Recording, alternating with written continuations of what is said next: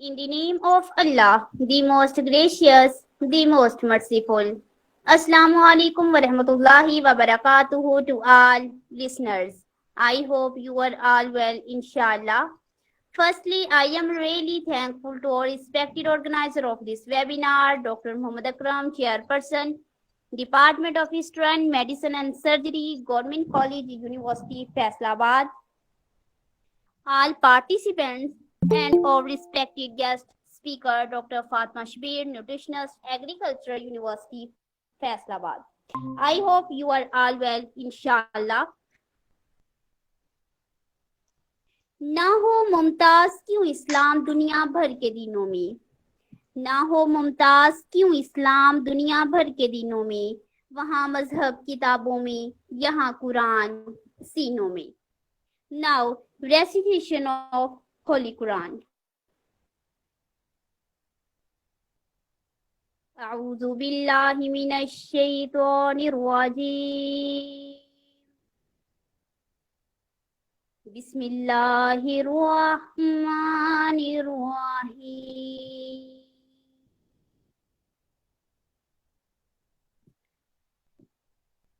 إنا آتيناك الكوثر فصل لربك वन्हर इन्ना शानियका हुवल अब्तर सदकल्लाहुल अज़ीम. मैं पनाह मांगती हूँ अल्लाह की शैतान मरदूद से. अल्लाह के नाम से जो बड़ा मेहरबान नहायत रहम फरमाने वाला है. बेशक ए नबी सल्लल्लाहु अलैहि वसल्लम, हमने तुमको कौसर अता फरमाई, सो नमाज पढ़ा करो, अपने रब के आगे और कुर्बानी किया करो. बेशक तुम्हारा दुश्मन वही बेनामो निशान रहेगा. जज़ाकल्लाह. Now beautiful words in the praise of Prophet Muhammad, peace be upon him. जी चाहता है तोहफे में दे दूं मैं उन्हें आंखें, जी चाहता है तोहफे में दे दूं मैं उन्हें आंखें, दर्शन का तो दर्शन हो, नजराने का नजराना. कि मोहम्मद से वफा तूने तो हम तेरे हैं, ये जहां चीज है क्या लोहो कलम तेरे हैं. सुभान अल्लाह. Now I would like to invite our respected guest speaker, Dr. Fatima Shabir, nutritionist, Agricultural University, Faisalabad. Thank you so much, Dr. Fatima, for joining us, for your precious time you have given us. Please start and share your precious knowledge about important topic, dietary management of any disease, and please firstly introduce your topic. Dr. Fatima. बिस्मिल्लाहिर्रहमानिर्रहीम. अस्सलाम वालेकुम. आज का जो मेरा topic है वो मैं आपको बताऊंगी हाइपरटेंशन के बारे में. जो बीपी की क्या कॉजेज़ हो सकती हैं, किस वजह से होता है, कौन से रिस्क फैक्टर हैं और हम इसको कैसे लाइफस्टाइल के थ्रू हम इसको मैनेज कर सकते हैं. सबसे पहले अगर हम बात करें तो हाइपरटेंशन जो ब्लड प्रेशर होता है, ये एक ऐसी कंडीशन हाइपरटेंशन है, ये एक ऐसी कंडीशन होती है जब हमारा ब्लड प्रेशर जो है वो रेज करता है. मींस कि जब हमारा ब्लड प्रेशर जो है वो इंक्रीज करता है. अगर हमारा जो नॉर्मली अगर हम बात करें तो जब हमारे हार्ट के मसल्स जो हैं वो कॉन्ट्रैक्ट करते हैं तो इसको हम कहते हैं सिस्टोलिक ब्लड प्रेशर, और जब हमारे हार्ट के मसल जो हैं वो रिलैक्स होते हैं तो इसको हम कहते हैं डायस्टोलिक ब्लड प्रेशर. हाइपरटेंशन में बेसिकली नॉर्मल तौर पर अगर हम बात करें तो हमारा जो सिस्टोलिक जो ब्लड प्रेशर होता है ऊपर वाला वो होता है नॉर्मल 120, और जो डायस्टोलिक होता है नीचे वाला वो होता है 80. तो हाइपरटेंशन जो है वो हम इस कंडीशन को कहते हैं कि जब हमारा जो सिस्टोलिक प्रेशर जो है वो 120 से ज़्यादा होता है, ठीक है, और डायस्टोलिक जो है वो 90 से अबव होता है, तो इसको हम क्या कहते हैं हाइपरटेंशन कहा जाता है. बेसिकली अगर हम बात करें तो ये जितनी भी ये डिजीजेस होती हैं क्रोनिक डिजीज, ये हाइपरटेंशन अकॉर्डिंग अगर हम बात करें तो ये क्रोनिक डिजीज है. ये ऐसे नहीं हम कह सकते कि ये जो हमें बीपी का इशू हुआ है ये हमें कल रात जो है हमारा अगर लाइफस्टाइल मतलब हमने अपने फूड में जो है वो बहुत ज़्यादा अगर नमक वगैरह इंटेक कर लिया तो हम कह देंगे कि हमें बीपी का मसला हो गया है. ये जितनी भी क्रोनिक डिजीजेस होती हैं, लाइक अगर हम बात करें डायबिटीज़ है, हाइपरटेंशन है, कैंसर है, ये एक दिन में जो है वो नहीं होती, बल्कि ये जो क्रोनिक डिजीज होती हैं इनके पीछे जो है हमारी 10 से 12 साल की हिस्ट्री होती है. ये भी हो सकता है कि अगर हमारा लाइफस्टाइल जो है बेटर नहीं है, या कोई हम बहुत ज़्यादा अगर हम किसी ऐसे स्पेसिफिक डिजीज़ की कोई मेडिसिन वगैरह इनटेक कर रहे हैं, उसकी वजह से भी हो सकता है। इसकी वजह से जो है अगर हमारा फूड इनटेक ठीक नहीं है, हमारा फिजिकल एक्टिविटी लेवल ठीक नहीं है, हमारा फिजिकल एक्टिविटी लेवल अगर जो है वो सेडेंट्री है, इसके अलावा जो है अगर हमारा वो बहुत ज़्यादा स्ट्रेस फैक्टर है, तो ये जितनी भी ये क्रोनिक डिजीजेस होती हैं, हाइपरटेंशन है, ये जो है बीपी का इशू है, डायबिटीज़ है, कैंसर वगैरह है, ये एकदम नहीं होती, बल्कि इनके पीछे जो है हमारी 10 से 12 साल की हिस्ट्री होती है, फिर जाके ये क्रोनिक कॉज ये डिजीजेस जो है वो होती हैं। इसके अलावा अगर हम बात करें तो हाइपरटेंशन जो है ये एक साइलेंट किलर भी इसको कहा जाता है। ठीक है, हाइपरटेंशन बेसिकली होता है, अगर हम बात करें तो प्री हाइपरटेंशन जो है वो क्या होता है। प्री हाइपरटेंशन मींस के अगर किसी पर्सन का सिस्टोलिक ब्लड प्रेशर जो है वो 120 से 139 तक आ रहा है, और डायस्टोलिक उसका ब्लड प्रेशर जो है वो 80 से 89 तक आ रहा है, तो इट्स मीन के उसको अपनी लाइफस्टाइल के थ्रू जो है वो अपने ब्लड प्रेशर को मेंटेन कर सकता है, उसको मेडिसिन वगैरह लेने की ज़रूरत नहीं है, उसको अपने डाइट के थ्रू इसको मैनेज अगर स्टार्ट से ही उसको मैनेज कर सकते हैं अपने वॉक वगैरह से, वाटर इनटेक से। ठीक है, स्ट्रेस फैक्टर को कम वगैरह करके, तो इस मीन के उसको आगे से जो है फ्यूचर में जाके हाइपरटेंशन हो सकती है। तो हाइपरटेंशन में बेसिकली होता है कि अगर हमारा सिस्टोलिक प्रेशर जो है वो 140 है और डायस्टोलिक जो है वो 90 है, तो इसको इस कंडीशन को हम हाइपरटेंशन कहते हैं, बीपी कहते हैं, ब्लड प्रेशर का इशू है। बेसिकली होता क्या है, जिन पर्सन को ब्लड प्रेशर का इशू होता है, उन अगर वो इसको अपने ब्लड प्रेशर वगैरह को बीपी को जो है वो मेंटेन नहीं करते, नॉर्मल अगर उसको नहीं करते अपने लाइफस्टाइल के थ्रू, अगर उसको मेंटेन नहीं करते, अगर वो तो इसकी वजह से क्या होता है कि हमारा जो ब्लड प्रेशर होता है, जो हमारे उनको ज़्यादा जो है हमारे जो हार्ट होता है, ब्लड प्रेशर ऐसी कंडीशन होती है कि इसमें जो होता है ना, हमारा जो हार्ट होता है, दिल होता है, उसको ज्यादा जो है वो काम करना पड़ता है इस कंडीशन में, ब्लड को आगे आर्टरीज तक भेजने के लिए।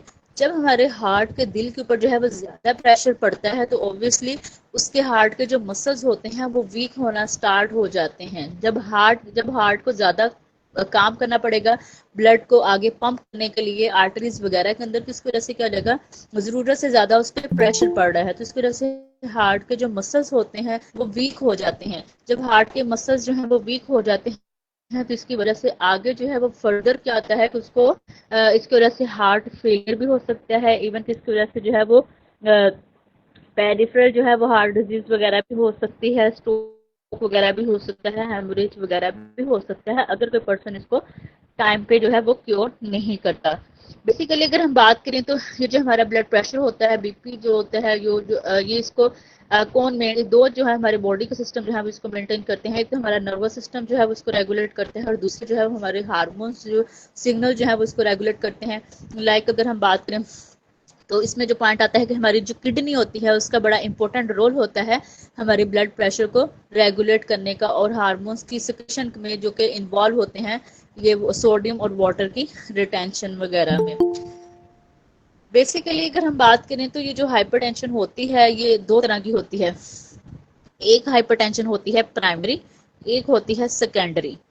जो प्राइमरी हाइपरटेंशन होती है 90% लोगों को, ये प्राइमरी हाइपरटेंशन इस चीज उसको हम कहते हैं कि 90% लोगों को पता ही नहीं होता कि उनका किस वजह से बीपी इंक्रीज हो रहा है। आया उनका किसी मेडिसिन लेने की वजह से बीपी इंक्रीज हो रहा है, या उनका डाइट में सोडियम की इंटेक ज्यादा लेने की वजह से हो रहा है, या वाटर इंटेक कम की वजह से हो रहा है, या फिर उनका स्टमक अपसेट होने की वजह से बीपी इंक्रीज हो रहा है। मीन्स कि 90% लोगों को पता ही नहीं होता कि उनका बीपी क्यों इंक्रीज हो रहा है, तो इसको हम कहते हैं प्राइमरी हाइपरटेंशन। अगर हम सेकेंडरी हाइपरटेंशन की बात करें तो सेकेंडरी हाइपरटेंशन वो होता है जिन लोगों को पता होता है कि उनको वाकई हाइपरटेंशन का इशू है। फॉर एग्जाम्पल अगर हम बात करें, अगर किसी पर्सन को किडनी का इशू है, अगर किसी पर्सन के गुर्दे जो है वो प्रॉपरली काम नहीं कर रहे, अब होता यह है कि हमारे जो गुर्दे होते हैं उनका काम क्या होता है कि उन्होंने बॉडी से फिल्ट्रेशन करनी होती है, जो ये सोडियम वगैरह जो मिनरल्स वगैरह को बॉडी से एक्सक्रीट करना होता है यूरिन के थ्रू। अब एक पर्सन है, अगर उसके गुर्दे जो है वो प्रॉपरली काम नहीं कर रहे, उसकी बॉडी से सोडियम जो है साल्ट जो है वो रिमूव नहीं होगा, तो ऑब्वियसली उसका बॉडी के अंदर जो है वो लेवल इंक्रीज होता जाएगा। ठीक है, तो इसकी वजह से अब जिस पर्सन को किडनी का इश्यू है तो इट्स मीन कि उसको वाकई हाइपरटेंशन जो है वो होगी। इसके अलावा अगर हम बात करें तो काफ़ी सारे जो रिस्क फैक्टर जो कि हाइपरटेंशन की काज बन सकते हैं, सबसे पहले जो इसमें पॉइंट आता है कि एजिंग में, एजिंग में जो है वो हाइपरटेंशन हो जाती है। जब बंदा बूढ़ा होता है तो उस उसमें जो है वो 50 से अबव एज गया आता है कि हाइपरटेंशन के ज़्यादा चांसेस होते हैं 55 से अबव के। इस स्टेज पे आके आता है कि बंदे की जो फिजिकल एक्टिविटी लेवल भी कम हो जाती है, सेडेंटरी लाइफस्टाइल हो जाते हैं, वाटर इनटेक भी कम हो जाता है, हार्मोन भी जो है वो प्रॉपर बैलेंस नहीं होते। इसके अलावा जितने भी ऑर्गन्स वगैरह जो होते हैं हमारे वो वीक हो जाते हैं जब एजिंग में आके, तो इस स्टेज में आके हाइपरटेंशन हो जाती है। इसके अलावा जो है रिस्क फैक्टर में और हाइपरटेंशन के रिस्क फैक्टर में क्या आ जाता है, जेनेटिक फैक्टर आ जाता है। मींस के अगर के पीछे जो है वो अगर पेरेंट्स को है या दादा दादी नाना नानी किसी को भी है तो आगे से बच्चे को जो है वो बीपी का इश्यू हो सकता है। अगर फैमिली में जो कोई हार्ट डिसीजेस है तो आगे से ये बच्चे को भी हाइपरटेंशन का इश्यू हो सकता है। इसके अलावा जो है वो वाले पर्सन जो कि ओबेसिटी का शिकार है, जो जिनको मोटापा है, उनको तो 60% जो है ये हाइपरटेंशन का इशू होता है। इसके अलावा अगर हम बात करें तो वो लोग जो बहुत ज्यादा अल्कोहल वगैरह का इंटेक करते हैं उनको हाइपरटेंशन का इशू है, ठीक है। इसके अलावा अगर किसी पर्सन का डाइटरी फैक्टर जो है वो ठीक नहीं है, मींस के अगर किसी का डाइट इंटेक जो है वो अपनी डाइट के अंदर बहुत ज्यादा ट्रांस फैट इंक्रीज कर रहा है, बाहर के जितने भी ये तली हुई चीजें वगैरह उनको बहुत ज्यादा इंटेक कर रहा है, या अपने डाइट के अंदर पोटेशियम रिच डाइट नहीं ले रहा है, फ्रूट्स वेजिटेबल का इंटेक ज्यादा नहीं कर रहा है डेली रूटीन में, तो विटामिन मिनरल्स का अगर उसका स्टेटस पूरा नहीं हो रहा तो इस वजह से भी उसको हाइपरटेंशन हो सकती है। अगर हम हाइपरटेंशन के सिम्टम्स के अकॉर्डिंग फिर हम बात करें तो हाइपरटेंशन के जो जिस पर्सन को बीपी का इशू होता है उसमें इसके सिम्टम्स में होता है ये है कि एक तो ये होता है कि बिगिन में थोड़ा प्रॉब्लम होता है, हेडेक वगैरह होती है, समटाइम जो है वो सांस लेने में भी डिफिकल्टी वगैरह होती है, फटीक होती है, ठीक है।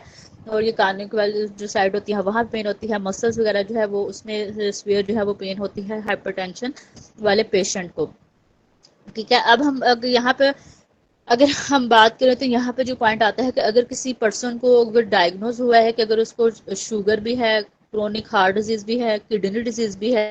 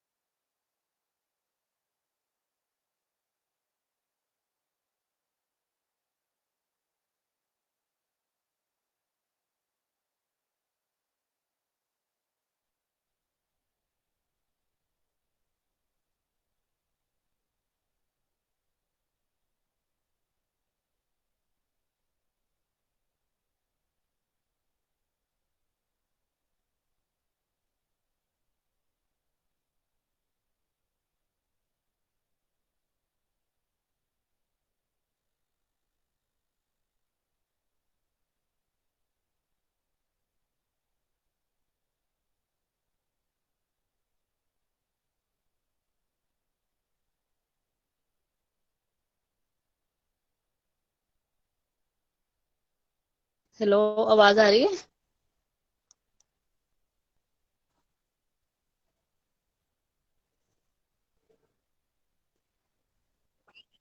जी जी सर, वो नेट डिस्कनेक्ट हो गया था।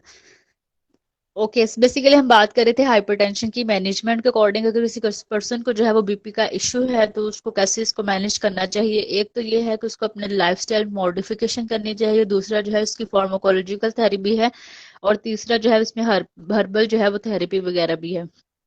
सबसे पहले अगर हम बात करें लाइफस्टाइल मॉडिफिकेशन में, तो अगर कोई पर्सन जो है वो ओबेसिटी है, मींस कि अगर उसको मोटापा है, तो सबसे पहले उसको चाहिए कि वो अपना वेट जो है उसको वेट जो है रिडक्शन करे। डिस्ट्रिक्ट के अकॉर्डिंग अगर आता है कि अगर कोई पर्सन जो है अगर वो 10 kg जो है वो अपना जो है वो वेट कम करता है, अगर किसी को पर्सन को हाइपरटेंशन है तो अगर वो अपना 10 kg जो है वेट कम करता है तो उसका जो सिस्टोलिक ब्लड प्रेशर जो है वो 7 मिली मर्करी जो है वो क्या होता है कम हो जाता है। मीन्स के इतना जो है इसका बेनिफिट होता है वेट वेट कम करने का। इसके अलावा अगर हम बात करें तो दूसरा जो पॉइंट आता है इसमें जो डाइट के अकॉर्डिंग अगर हम बात करें तो इसमें हमने वो डाइट रिकमेंड करनी है डैश डाइट, मींस के dietary approaches to stop the hypertension. इसमें सोडियम जो है उसको कम करना है, इसमें हाई पोटेशियम हाई कैल्शियम और जो है वो डाइट जो है वो इंक्लूड करनी है। इसके अलावा जो है अल्कोहल अगर कोई कंजप्शन कर रहा है तो उसको चाहिए कि अल्कोहल को कम करे, और दूसरा जो है अपने लाइफ स्टाइल के अंदर जो है फिजिकल एक्टिविटी लेवल को ऐड करे, और तीसरा जो है वो स्ट्रेस मैनेजमेंट जो है वो करें। सबसे पहले अगर हम बात करें तो यहाँ पे जो पॉइंट आता है कि हमने बात की थी कि अगर नॉर्मली तो रिकमेंडेशन जो होती है इसकी जो सोडियम की वो होती है 2300 मिलीग्राम पर डे। तो अगर किसी को हाइपरटेंशन है तो अगर वो जो है वो 1500 मिलीग्राम पर डे वो अगर अपनी डाइट के अंदर इंक्लूड कर 1500 मिलीग्राम अगर वो लेता है तो वो ज्यादा बेस्ट है, इससे ज्यादा नहीं उसका इंटेक नहीं होना चाहिए। वेजिटेबल्स के अकॉर्डिंग अगर हम बात करें तो इसमें जो है वो हमने जो इंक्लूड करनी है वो हमने हाई पोटेशियम जो है वो इंक्लूड करनी है, क्योंकि हाई पोटेशियम का काम जब हाई पोटेशियम जो अब हम डाइट जब इंक्लूड करेंगे तो हाई पोटेशियम का काम क्या हो जाएगा, जितनी ज्यादा हम पोटेशियम को डाइट अपनी अपनी लाइफस्टाइल के अंदर इंक्लूड करेंगे तो पोटेशियम का काम करता है कि उसने बॉडी से सोडियम को निकालना होता है। इसके अलावा पोटेशियम का काम करता है कि उसने ब्लड वेजल्स को जो डायलेट करना होता है, जब ब्लड वेजल्स जो है वो डायलेट होंगे तो ब्लड जो है वो प्रॉपरली जो है वो सर्कुलेट करेगा। तो जो पोटेशियम की जो रिकमेंडेशन होती है वो होनी चाहिए 3500 मिलीग्राम पर डे। तो अगर पोटेशियम के अगर हम सोर्सेज के अकॉर्डिंग हम बात करें तो पोटेशियम जो है वो सबसे ज्यादा जो प्रेजेंट होता है वो होता है ग्रीन लीफी वेजिटेबल्स के अंदर जो है वो सबसे ज्यादा पोटेशियम जो है वो प्रेजेंट होता है। इसके अलावा अगर हम बात करें तो सबसे पहले अगर हम बात करें कौन कौन से ऐसे फूड्स हैं हाई पोटेशियम फूड हैं जो कि आपको ज्यादा पोटेशियम जो है वो दे सकते हैं, मीन्स के एक सर्विंग में वो आपको 200 मिलीग्राम से ज्यादा पोटेशियम जो है वो प्रोवाइड करते हैं। सबसे पहले अगर हम बात करें तो इसमें आ जाता है बनाना जो है वो उसमें सबसे ज्यादा पोटेशियम होता है। इसके अलावा वो जो पपाया है उसके अंदर पोटेशियम होता है। इसके अलावा जो प्रियोन जूस होता है उसके अंदर पोटेशियम होता है। इसके अलावा जो कीवी होती है उसके अंदर पोटेशियम होता है। इसके अलावा जो है ऑरेंज है उसके अंदर पोटेशियम होता है। पियर के अंदर जो है पोटेशियम ज्यादा होता है, 200 मिलीग्राम देता है अगर आप एक इसकी सर्विंग लेते हैं। इसके अलावा जो कैंटालूप है जो मेलन गर्मा वगैरह है वो आपको जो है वो 200 मिलीग्राम पोटेशियम देता है। इसके अलावा अगर हम बात करें पाइनएप्पल के अंदर पोटेशियम ज्यादा होता है। इसके अलावा स्ट्रॉबेरी के अंदर पोटेशियम होता है, ठीक है। इसके अलावा वाटरमेलन के अंदर पोटेशियम प्रेजेंट होता है। इसके अलावा अगर हम वेजिटेबल्स के अकॉर्डिंग अगर हम बात करें तो सबसे ज्यादा पोटेशियम जो है वो पोटैटो के अंदर होता है। इसके अलावा स्वीट पोटैटो के अंदर होता है। इसके अलावा टोमेटो के अंदर प्रेजेंट होता है पोटेशियम। इसके अलावा जो है वो ये जो होता है एवोकाडो वगैरह के अंदर जो है वो पोटेशियम प्रेजेंट होता है। और ब्रोकीला के अंदर जो है अगर आप हाफ कप ब्रोकीला लेते हैं तो आपको ये 230 मिलीग्राम जो है वो पोटेशियम जो है वो प्रोवाइड करता है। इसके अलावा जो है सोर्सेज को अकॉर्डिंग हम बात करें तो पोटेशियम जो है वो कॉल होते हैं मकई वगैरह उसके अंदर भी पोटेशियम जो है वो मैक्सिमम क्वांटिटी में प्रेजेंट होता है। इसके अलावा जितनी भी ग्रीन बीन्स है ककम्बर वगैरह ग्रीन लीफ वेजिटेबल्स वगैरह जो है उनके अंदर जो है वो पोटेशियम जो है प्रेजेंट होता है। जैसा कि हमने बात की है कि इसमें हमने हाई पोटेशियम सोर्स लेना है और हाई कैल्शियम का वो सोर्स इंक्लूड करना है। कैल्शियम के अकॉर्डिंग अगर हम बात करें तो कैल्शियम का जो मेन सोर्स होता है वो ऑब्वियसली डेयरी का ही होता है। अगर किसी को डेयरी कंजप्शन करना है तो बेस्ट ये है कि उसको उससे जो फैट होती है उसको लो फैट मिल्क जो है उसको किया जाए। इसलिए जितना ज्यादा फैट अगर अपनी डाइट के अंदर जो हाइपरटेंसिव पेशेंट अगर ज्यादा फैट लेगा तो ऑब्वियसली जितना ज्यादा फैट होगा आर्टरीज के अंदर जो है वो क्लॉट फॉर्मेशन के चांसेस ज्यादा होंगे। तो बेस्ट ये है कि जो इनको जो है वो फैट बिल्कुल कम अपने डाइट के अंदर इंक्लूड करनी चाहिए, ठीक है। एसेंशियल फैटी एसिड को ऐड करना चाहिए ताकि वो इनकी बॉडी से बैड कोलेस्ट्रॉल वगैरह को कम करे। तो अगर हम मिल्क के अकॉर्डिंग हम बात करें तो मिल्क जो है उन्होंने बिल्कुल लो फैट मिल्क जो है वो अपनी डाइट के अंदर ऐड करने हैं। लो फैट मिल्क जो है इस तरह होता है कि फॉर एग्जाम्पल अगर आपने पहले दूध को बॉयल किया, उसके ऊपर जितनी भी मलाई आई है उसको उतार दें, फिर उसको दोबारा बॉयल करें, फिर जो मलाई आएगी उसको उतार दें, फिर थर्ड टाइम जो है वापस रिएक्शन करें, तो ये लो फैट जो है वो बन जाता है। इसके अलावा कैल्शियम में जो है ये सोया मिल्क वगैरह भी ले सकते हैं, आलमंड मिल्क वगैरह जो है वो अपनी डाइट के अंदर जो है वो ऐड कर सकते हैं। फैट्स के अकॉर्डिंग अगर हम बात करें तो फैट में जो है वो बेस्ट जो ऑयल की रिकमेंडेशन है वो तो ये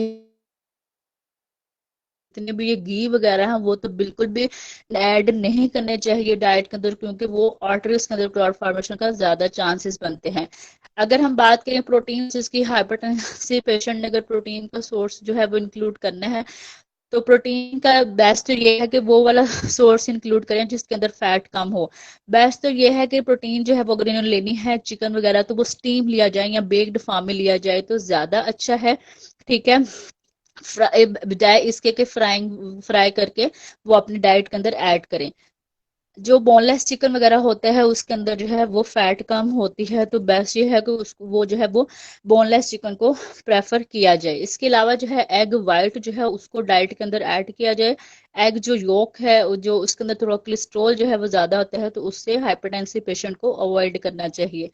इसके अलावा अगर हम बात करें फाइबर का जो है बड़ा इंपॉर्टेंट रोल है हमारे डेली रूटीन के अंदर। फाइबर का काम क्या होता है कि उसने हमारी बॉडी के अंदर से जो बैड कोलेस्ट्रोल होता है उसको निकालना होता है। जो हमारी आर्टरीज वगैरह के अंदर जो कंजप्शन हुई होती है उसने बैड कोलेस्ट्रोल को फाइबर ने क्या करना होता है उसको निकालना होता है। और इसकी जो रिकमेंडेशन होती है हाइपरटेंसिव पेशेंट के लिए वो डेली होती है 22 to 34 ग्राम पर डे जो है वो इसकी जो है फाइबर की रिकमेंडेशन होती है। इसके अलावा अगर कहें तो ये जो हाइपरटेंसिव पेशेंट को चाहिए कि ये आलमंड्स वगैरह जो है ये जितने भी ये नट्स वगैरह हैं उनको अपने डाइट के अंदर जो है वो मतलब नॉर्मल क्वांटिटी में ऐड किया जाए। मीन्स कि एक मुट्ठी जो है वो आप इसको अगर रात को पानी में भिगो कर रख दे, सुबह उठ के इसकी कंजप्शन कर लें, ठीक है। यहाँ तो जो भी सात बादाम वगैरह उसको रात को पानी में भिगो दे, सुबह उठ के आप उसको ले लें तो ज्यादा अच्छा है, ठीक है। क्योंकि जितने भी ये नट्स वगैरह होते हैं इनके अंदर omega 3 omega 6 फैटी एसिड होते हैं जो कि बॉडी से इन्फ्लेमेशन को कम करते हैं और जो बैड कोलेस्ट्रॉल वगैरह होता है उसको कम करते हैं। इसके अलावा अगर हम बात करें जो फिग्स होती हैं, अंजीर होती हैं, वो बहुत अच्छी हैं। पोटेशियम रिच सोर्स है, फाइबर रिच सोर्स है, आयरन रिच सोर्स है। अगर उसको रात को पानी के अंदर भिगो कर रखने से बोट कर ले लें, साथ उसका पानी ले लें, तो वो भी वेट लॉस भी करती है और वैसे भी वो फाइबर का रिच सोर्स है। इसके अलावा अगर हम बात करें हाइपरटेंसिव पेशेंट को बहुत ज्यादा करनी चाहिए जब वो सोडियम वगैरह का इनटेक करें। अगर बाहर से कोई भी चीज जो है वो परचेज कर रहे हैं तो उनको चाहिए कि उसकी लेबलिंग जो लाज प्रोडक्ट कोई भी परचेज कर रहे हैं तो उनको चाहिए कि उसकी लेबलिंग जो है वो लाजमी चेक कर लें कि जो प्रोडक्ट है उसके अंदर जो है वो कितना सोडियम जो है वो प्रेजेंट है। इसके अलावा अगर हम बात करें तो हाइपरटेंसिव पेशेंट जो होता है वो उनकी रिकमेंडेशन जो होती है सोडियम 1500 मिलीग्राम सोडियम है, इट्स मीन कि ये बनता है 2/3 टीस्पून जो है ये इतना सोडियम जो है बनता है। इसके अलावा अगर हम बात करें तो हाइपरटेंसिव पेशेंट को चाहिए कि वो अगर स्मोकिंग कर रहा है तो स्मोकिंग को क्विट कर दे, क्योंकि स्मोकिंग जो होती है उससे क्या वो ब्लड वेजल्स के अंदर जो है वो इंजरी कॉज कर देती है, इन्फ्लेमेशन कर देती है, जिसकी वजह से क्या होते हैं कि वो हमारी जो आर्टरीज होती हैं वो हार्ड हो जाती हैं। जब हमारी आर्टरीज जो है वो हार्ड हो जाती हैं तो इसकी वजह से ब्लड जो है वो प्रॉपरली फ्लो नहीं करता, ब्लड की सर्कुलेशन जो है वो नहीं होती, तो जिसकी वजह से बीपी जो है वो हाई होता है। तो हाइपरटेंसिव को पेशेंट को चाहिए कि इसको अवॉइड करें स्मोकिंग से। इसके अलावा जो है हाइपरटेंसिव पेशेंट को चाहिए कि अपनी डाइट के अंदर जो है ये जितने ये जो अचार वगैरह है अवॉइड करें। ऑब्वियसली जब हम अचार बनाते हैं तो उसके अंदर हम बहुत ज्यादा ऑयल ऐड करते हैं, इसके अलावा बहुत ज्यादा स्पाइसेस वगैरह ऐड करते हैं, नमक बहुत ज्यादा ऐड करते हैं, मसाले वगैरह। तो वो एक थोड़ा सा भी अगर इनटेक करेगा तो वो उसको साल्ट हो तो जो है वो पिकल्स वगैरह हैं तार बाहर के भी और घर वाले भी से अवॉइड किया जाए। इसके अलावा जितने भी ये प्रिजर्व्ड फूड होते हैं उनके अंदर सोडियम वगैरह जो होता है, तो हाइपरटेंसिव पेशेंट को चाहिए जितने भी ये कैंड फूड वगैरह होते हैं अवॉइड किया, ये जितनी भी चिली सॉस हैं, सोया सॉसेस वगैरह हैं, इन सब से अवॉइड है, इन सब से अवॉइड किया जाए। फ्रोजन जो होती हैं उन सब से अवॉइड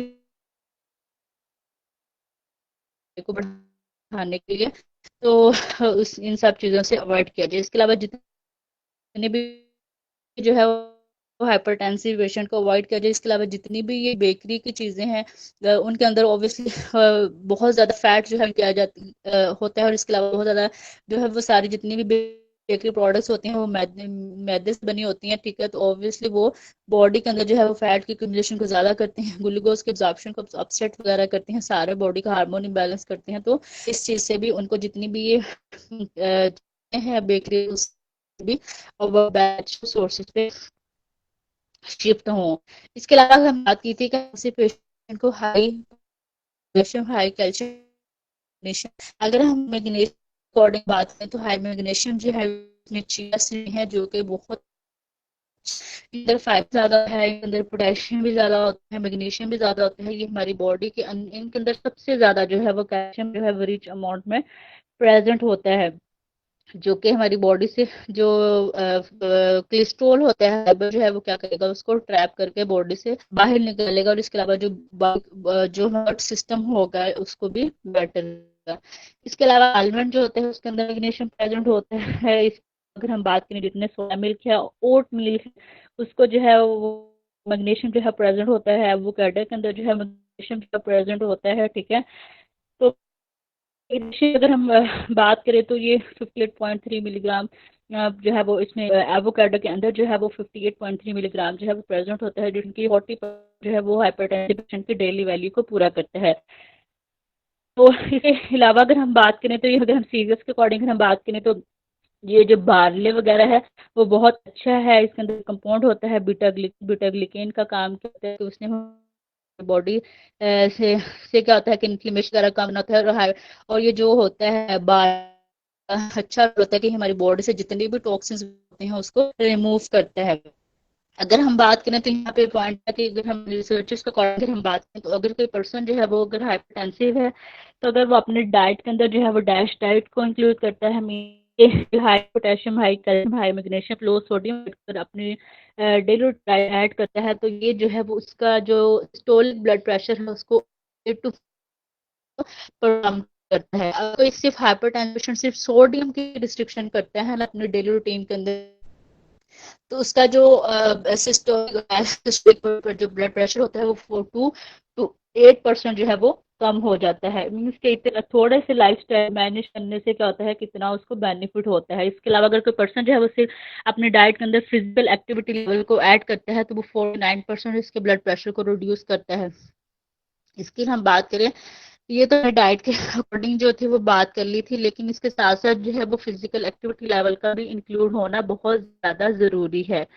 फिजिकल एक्टिविटी लेवल के अकॉर्डिंग हम बात करें कि हाइपरटेंसिव पेशेंट जो है उसको फिजिकल एक्टिविटी लेवल डाइट के अंदर अपने डेली लाजमी ऐड करनी चाहिए। वॉक वगैरह को ऑब्वियसली जब वॉक करेगा तो जब स्वेटिंग होगी, पसीना वगैरह होगा तो बॉडी से क्या हो जाएगा, सोडियम जो है वो रिड्यूस होगा। इसके अलावा क्या होता है हम बहुत ज्यादा हम वॉक करते हैं डेली रूटीन के अंदर, जो इसकी वजह से क्या होता है कि हमारी बॉडी जो है वो क्या होता है वो हीट मतलब बॉडी के अंदर हरकत होती है, हरकत जैसे कहते हैं बॉडी में हीटिंग होती है, हरारत होती है, तो हरारत की वजह से कहता है कि हमारी जो ब्लड वेजल्स होती हैं वो डायलेट करती हैं। जब ब्लड वेजल्स जो है वो डायलेट करती हैं तो ब्लड की सर्कुलेशन जो है वो प्रॉपरली होती है, ब्लड जो है वो प्रॉपरली फ्लो करता है। तो इसकी वजह से स्वेटिंग भी होती है। स्वेटिंग की वजह से क्या होता है कि हमारा सोडियम जो है वो बाहर मतलब कि रिमूव होता है। इसके अलावा जो है हाइपरटेंसिव पेशेंट को क्या करना चाहिए कि अपना वाटर का इंटेक जो है उसको भी इंक्रीज करना चाहिए, ताकि यूरिन के थ्रू जो है वो उसकी बॉडी से सोडियम की एक्सक्रीशन जो है वो होती रहे। Okay sir, thank you. आज का लेक्चर इतना ही था। Thank you so much, Dr. Fatma Shabir, nutritionist, Agricultural University, Faisalabad, for joining us. For your precious time you have given us. MashaAllah, great job. Your overall lecture in